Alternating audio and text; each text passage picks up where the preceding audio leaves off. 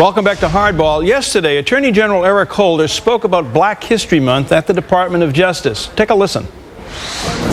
Though this nation has proudly thought of itself as an ethnic melting pot, in things racial, we have always been, and we, I believe, continue to be, in too many ways, essentially a nation of cowards. Though race-related issues continue to occupy a significant portion of our political discussion, and though there remain many unresolved racial issues in this nation, we, average Americans, simply do not talk enough with each other about things racial. Well, okay, I'll buy that. But the cowards thing, well, is the Attorney General right? Are Americans a nation of cowards when it comes to race? Pat Buchanan is an MSNBC political analyst, and Georgetown University professor Michael Eric Dyson is the author of a new book called April 4th, 1968, Martin Luther King Jr.'s Death and How It Changed America.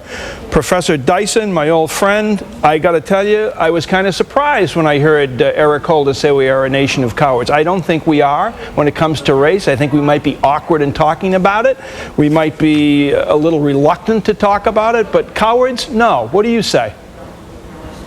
Well, Brother Barnacle, my dear friend, I think that Mr. Holder, Attorney General Holder, who's an extraordinarily eloquent and balanced man, he's very judicious, not seen as a radical by any measure, this man got to the heart of the matter. His point was that we are cowardly when you compare us to other arenas of expertise and pursuit in America. We are not willing to be second to anybody when it comes to the space race, when it comes to technology, when it comes to this failed economy, unfortunately, but when it comes to our sense of competition. But when it comes to race, we lag far behind. We don't have the ability to step up to the plate and be honest about all of the array of problems that we continue to confront. And I think Mr. Holder was trying to suggest to America, let's allow the rest of our grand legacy of American democratic experimentation match us when it comes to speaking openly and honestly and forthrightly about race. Many people think that we live now in a post-racial society because of President Barack Obama's ascendancy to the highest office in the land. That is just not true. Neither should we be. We shouldn't be post-racial. Okay. We should be post-racist. We should look beyond the day when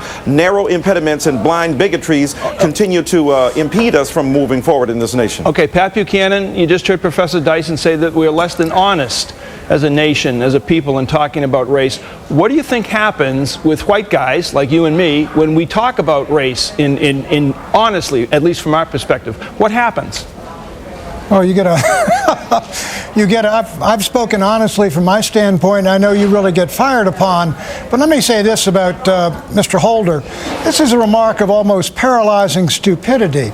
If you want to start a discussion about how there is a measure of social self-segregation going on, I mean, you got black churches, black caucus, colleges, and black clubs.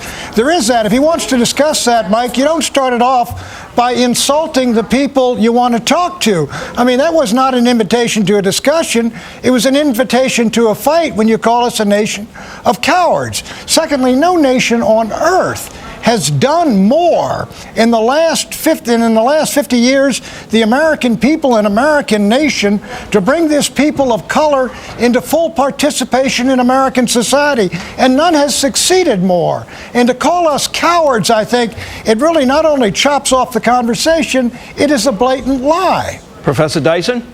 Well, let me respond to that. First of all, when you say self-segregation, the black church didn't come into existence because it desired to be separate from the white church. The white separatist movement within American Christianity forced black churches to start their own. The Congressional Black Caucus came into existence,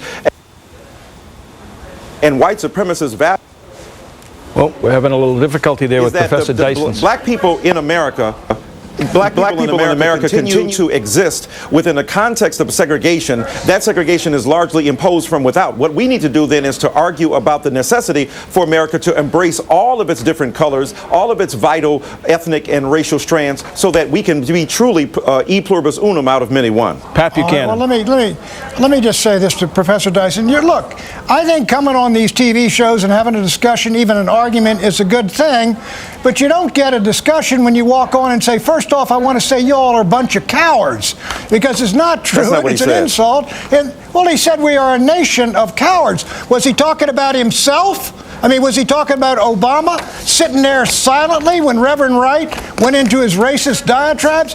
Who was he talking about? No. Most of us think, let me tell you he's what talking he was about talking about. He's talking about America. Look at this point. You know, you say you want honest conversation, and Mr. Barnacle started the conversation. What happens when we white guys speak honestly about race? Well, I'll tell you what happens. When you speak honestly about race, you tell the truth about what you feel. All of us should be allowed to do that. The question is, when we put our bona fides on the table, when we establish what we think are the baselines for racial conversation in America, we have to be honest and willing to say, hey, maybe we didn't get it right. Maybe white supremacy, social injustice, the owning of slaves, Jim Crow law, and vicious bigotry have not led to the best experiment in democracy. Hold on. And what we must do now is to acknowledge that and then move forward. It's not so when black people tell the truth, then white feelings of guilt and offense come about. Okay, and now we can't have an open conversation. Let me tell some truths. White folks in America are not responsible for the 70% illegitimacy rate in the black community. We are not responsible for the fact that African Americans commit crimes at 7 times the rate of white Americans. We are not responsible for the fact that many more children in the African American community, 75%, are born out of wedlock, as I said. All of these things are the responsibility of the African American community, and its leaders should address the problems in their own community and stop blaming folks who aren't responsible. First of all, Jesse Jackson has been responding to that issue for the last 40 years. Many people have been having a vibrant, vital, consistent conversation about the necessity for self-responsibility. What I didn't hear you say is that black people are not responsible for Oscar Grant when he goes out in Oakland and then gets viciously assaulted by a policeman. We are not responsible for chimpanzee commercials and cartoons put forth by the New York Post that draw, let me finish, that draw an implicit relationship between the president... Sure. Well, we're having trouble with Professor Dyson. Go ahead, Pat. Let me tell you, in the statistics on group crime against individuals, gang rape and gang assaults, the numbers are almost 100 to 1. 45% of African American crime is committed against whites. Whites commit 3% of their crimes against African Americans. All crime should be condemned, but it seems to me in the African American community, you should look to your own responsibilities instead of our faults. Responsibility for taking step. According to you, the entire problem of racial fascism in this country rests upon the backs of black people. You have not owned up to, at one point in this conversation, the reality that the dominant American culture has fed and fueled the vicious divisiveness that we continue to confront. So now you're trying to scapegoat. You continue to blame. Look, the African American community was far more law-abiding. When black people talk about honest feelings, it's blaming. When white people talk about it, it's called being held responsible. Well, look, you don't want to be responsible. You don't want to be responsible. Professor Dyson, it begins with I. Eric Holder was right. This nation must live up to the true meaning of its creed, and we must engage in some serious analysis of what is going wrong in the country. If we can't be honest about that, many black people are used to hearing negative things about themselves every day in the press. Many white people are not. It's time that we share the burden and redistribute the pain, and all of us engage in a convincingly open, cogent explanation about why we are where we are racially, and Eric Holder has done that with his brilliant comments. I think, Professor, you got to take a little more responsibility for your own community.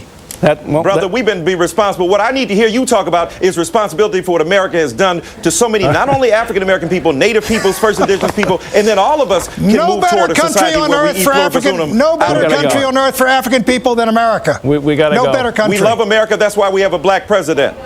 And that's why we're not a nation of cowards, Professor Dyson. I loved it even before that. Well, you know what? Here's my point. My point is simply this. The election of one black man in public housing on 1600 Pennsylvania Avenue will not solve the problems of the nation. Barack Obama understands that. The rest of us should understand that, too. It's an enormous move forward, but we still have work to be done. That's all we're suggesting. It's both and, not either or. Michael Eric Dyson. I think you do have work to be done, and we have work to be done. I agree with that. And Pat Buchanan. Thank you very much. Up next, Secretary of State Hillary Clinton wows him in Indonesia. We've got her appearance in a show called Awesome, just like what you just saw. Awesome. That's next in the Hardball Sideshow. You're watching Hardball only on MSNBC.